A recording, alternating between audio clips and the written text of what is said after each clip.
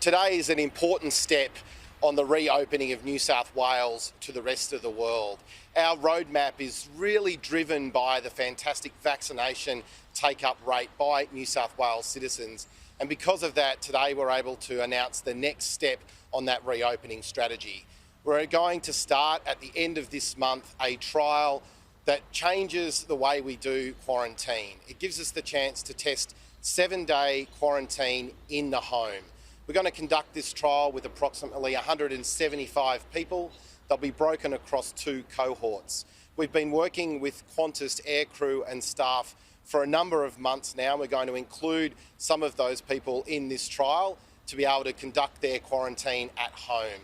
They're doing shorter turnaround times, but some of their existing crew are in 14-day quarantine, so they're a logical cohort to do this work with. We're also going to work with police and health to select from returning Australians to be able to go into this home-based quarantine trial. This will build on the evidence that's been collected through the South Australian trial as part of the national plan, where we utilise technology, particularly facial recognition and location-based services apps on your phone, to allow police and health to continue to check in on a person during their home-based quarantine. This is a really critical step to be able to build and operationalise a home-based quarantine system, so ultimately we can phase out for the majority of people hotel quarantine.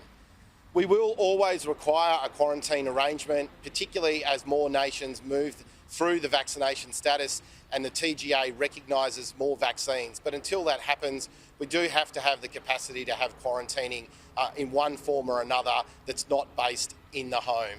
This is a really big step, and I think a light for every Australian who's still overseas, who because of caps haven't been able to come home.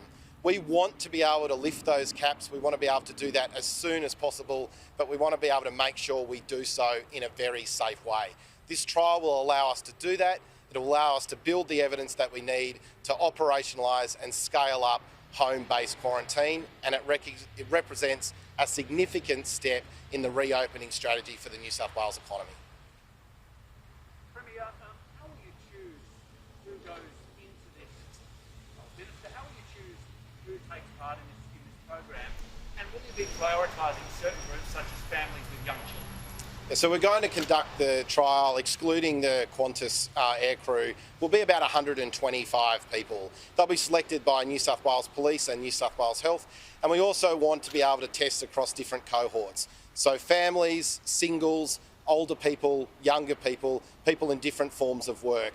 This is a trial and it's about testing different types of accommodation, apartments and homes. So we want to make sure we get the spread right.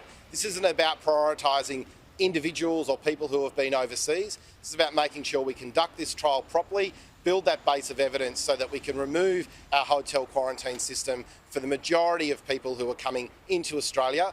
What I mean by that is those that are double vaccinated, so we can ultimately remove them from having to be in our hotel system.